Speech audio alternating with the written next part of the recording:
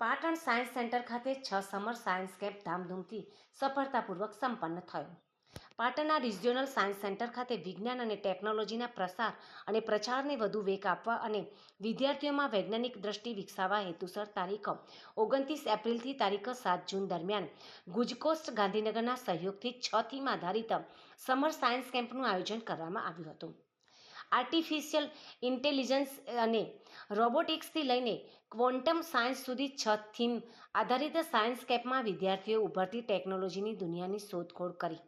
ધોરણ 6 થી ધોરણ 10ના વિદ્યાર્થીઓ માટે વિશેષ રૂપે આયોજન થયેલા આ કેમ્પમાં પાટણ તેમજ આજુબાજુના વિસ્તારોમાંથી 479 વિદ્યાર્થીઓએ રજીસ્ટ્રેશન કર્યું હતું, જેમાંથી 300 વિદ્યાર્થીઓ ઉત્સાહપૂર્વક ભાગ લીધો હતો. વિદ્યાર્થીઓને વિષય પ્રતિ વિશેષ સમજ આપવા માટે વિખ્યાત નિષ્ણાતોને આમંત્રિત કરવામાં આવ્યા હતા, જેમણે વિદ્યાર્થીઓને હેડ્સ ઓન તેમજ વર્કશોપ સાથે વિષયોની ઊંડાણપૂર્વક સમજ આપી હતી. 6 કેમ્પમાં કુલ 20થી વધુ નિષ્ણાંત ચર્ચા, 35થી વધુ સાયન્ટિફિક શો તેમજ 35થી વધુ વર્કશોપ, 15થી વધુ સ્પર્ધાઓ અને વિવિધ ગેમ્સ યોજાઈ, જેના દ્વારા વિદ્યાર્થીઓને જીવનમાં વિજ્ઞાન જીવવાનો અને વ્યવહારિક રીતે શીખવાનો એક અનોખો અનુભવ મળ્યો. સાયન્સ સેન્ટરના પ્રોજેક્ટ ડાયરેક્ટર ડૉક્ટર સુમિત શાસ્ત્રીએ જણાવ્યું કે વિજ્ઞાન એ માત્ર પાઠ્યપુસ્તક સુધી મર્યાદિત ન રહેવું જોઈએ. તેનો પ્રયોગાત્મક અનુભવ બાળકો સુધી પહોંચે ખૂબ જરૂરી છે.